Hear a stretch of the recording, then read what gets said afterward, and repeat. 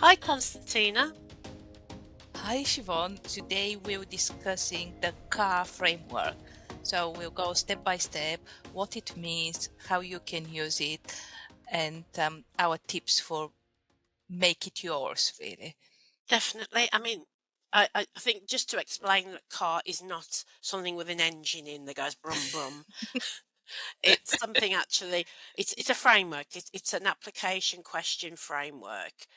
Um, so it's something that you can use for thinking of an answer you want to give at interview, or skills section on your CV, or answering an application online question.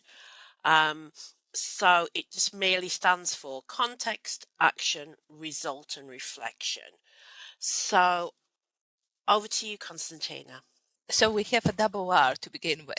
Yes. Yeah, for the car. Yeah. But another thing is maybe our listeners would have already come across the STAR framework.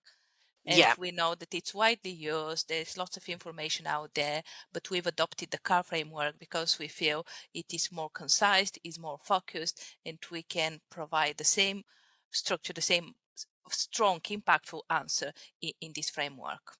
So if we start with the first letter, which is the C. Context. Yeah.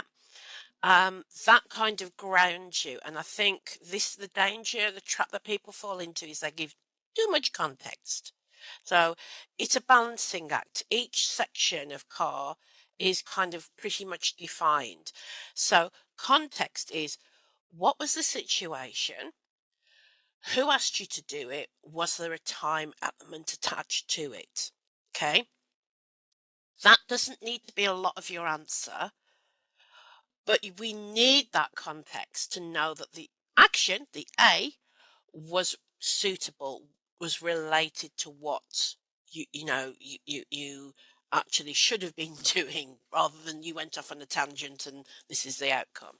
So a lot of people will spend a lot of their word count talking about, we were asked by this professor who was an expert in this area, and we realized we had to get it done within this time frame, and it was a Tuesday, and the professor was wearing red shoes, and you're thinking, like, this is lovely, but I don't need to know any of this. And the problem is, when you've got a word, or these days a character count, often including spaces, you can't afford to go into that level of detail and depth. And if you're doing it for your skill section of a CV, going into so much context isn't relevant to the person who's reading that or listening to that in the interview. Very often, people who go for interviews, they spend a lot on the C, on the context. Yeah. So we're 2 minutes into an answer and they're still describing or setting up the scene. So I always encourage people to be aware or thoughtful about people who interview them, because these people are also under stress. They also need to focus and pay attention, and then we need to be generous on them too. So to make it concise and focused, just stick to the main things without unnecessary details.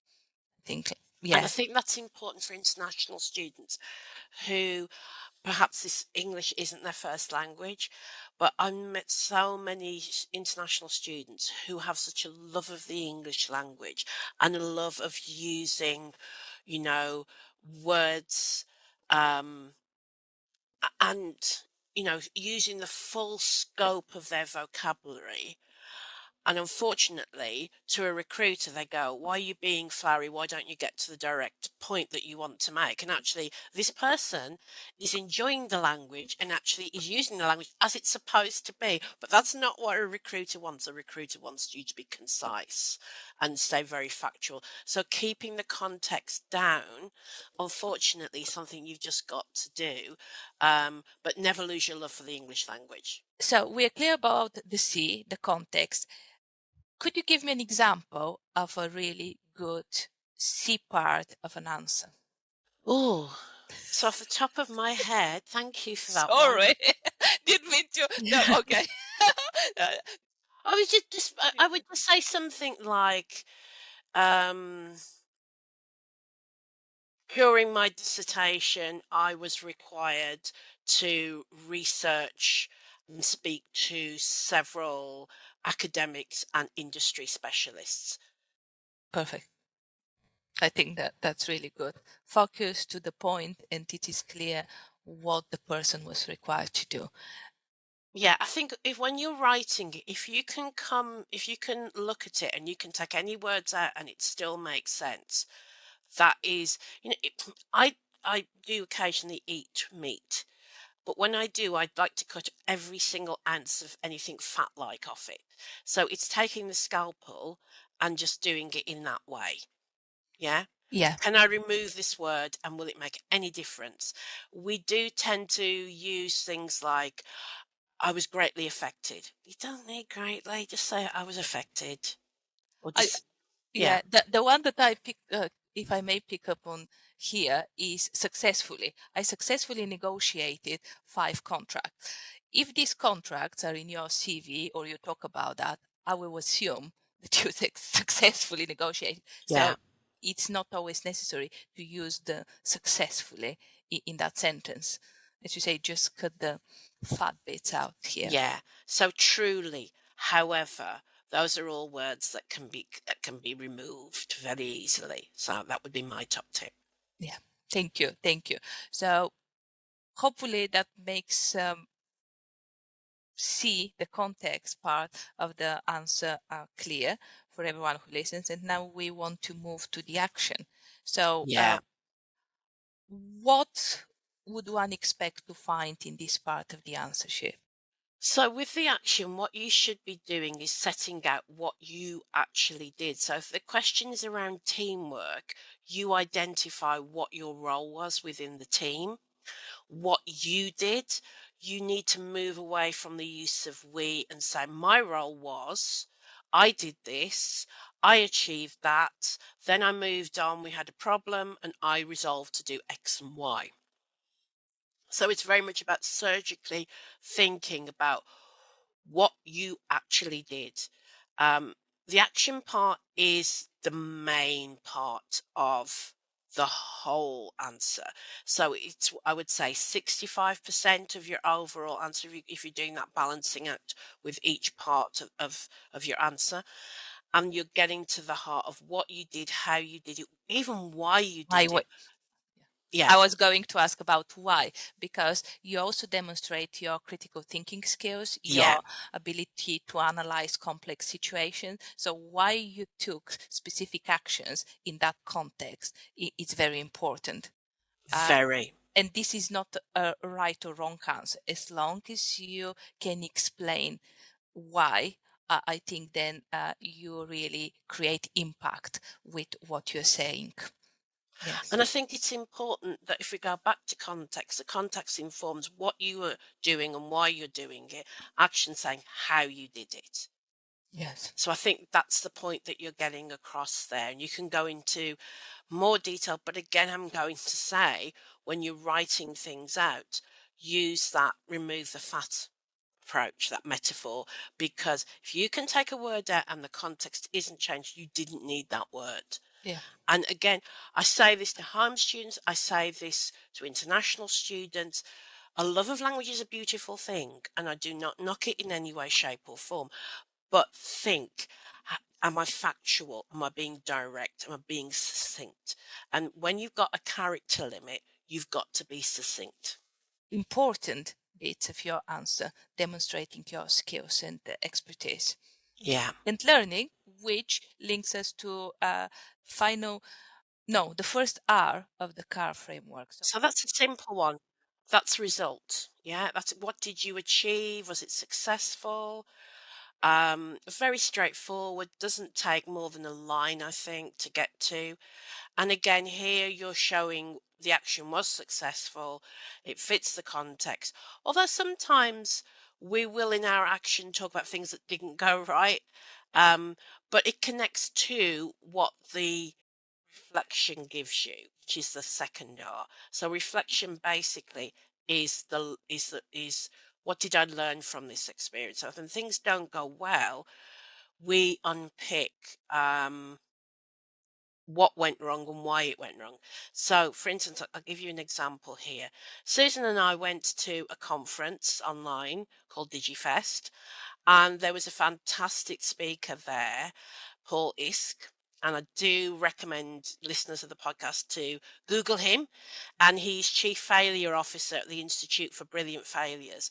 And he did a whole talk about, oh, well, I'll just to give you a quick highlight of him. He talked about in his home nation, they created a bridge for squirrels that only one squirrel used. And he said, well, basically, the problem was nobody asked the squirrels, did they need it? Um, and he was so funny. And so, Love but they were trying to stop them from getting run over, basically. it. Yes, So it was a good reason for why they did this, and it was all the best intentions. And obviously, red squirrels are, in indeed. parts of the world, an endangered species. Um, but the whole point was, what did you learn from this going wrong? How did you unpick it? Why on earth did it go wrong? And also, he talks about how school really damages our critical thinking skills because school wants us to conform. And he's saying, he joked about his wife's a teacher, and he said, "I'm paid millions to undo all the work that you did in school." He really is fabulous. But going back, sorry, going completely off tangent there. It's okay. My point is, we learn more from our mistakes than we'll ever learn from our successes. We should learn from our successes, and we should get into the mindset of reflecting why it was a success. But we're more likely to go as coming from a background working with engineers, they always say, "Why did it go wrong? Let's unpick it. Let's start. Let's take it apart stage by stage." And that's where the reflection really, really helps. But another point here is, learning from mistakes. If you show that you learn from mistakes, it's more likely that you will never repeat the same mistake again. Yeah. Because that's the danger, making mistakes, making errors is normal, it's human. But repeating the same mistakes, then that shows actually Well, you isn't there a haven't. quote? Isn't Is there a there? quote that I I can't. think it's Albert Einstein who said insanity is doing the same thing over and over again and expecting to get different results. Yeah, here you go. That's a good Yeah. one. Yeah, I And it's like it. true, because I think that's the key point. We go, oh, I won't do that because this will happen. And I think that's important. I think the danger is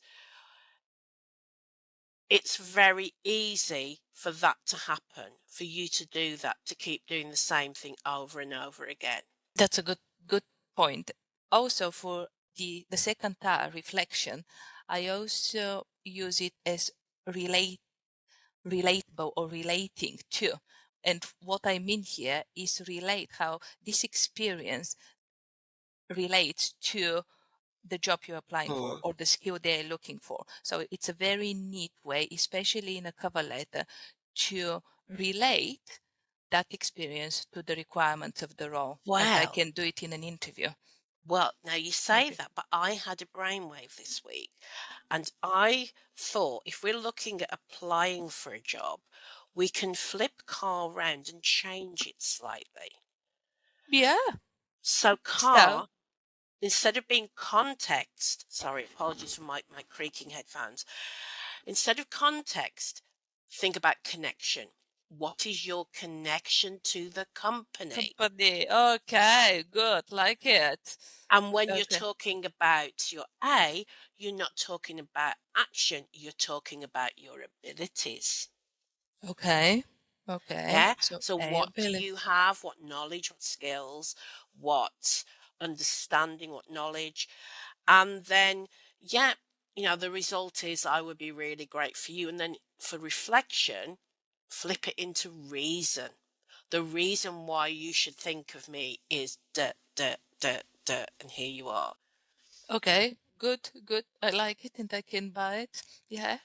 Good way. But Sold. I think so. We're going to use it.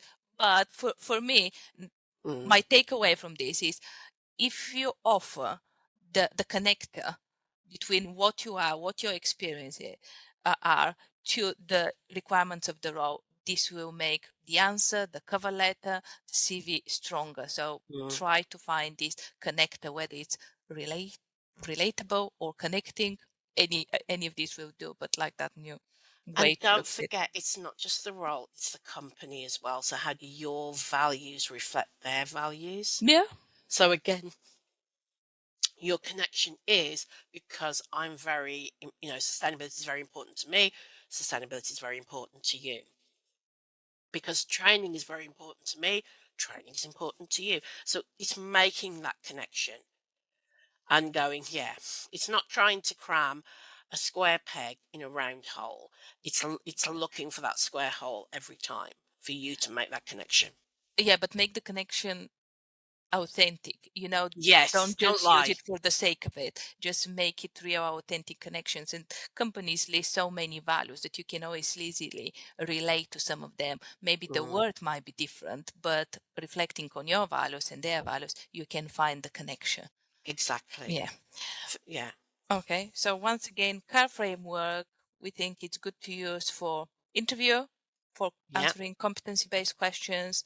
We can use it to craft the bullet points of your CV in the skill section or under your job description, job titles, and in a good way to use it in the personal statement or the cover letters. Yeah. And Yvonne offered you guys a different way to look at the CAR. So that was connector, Abilities. abilities, reasons.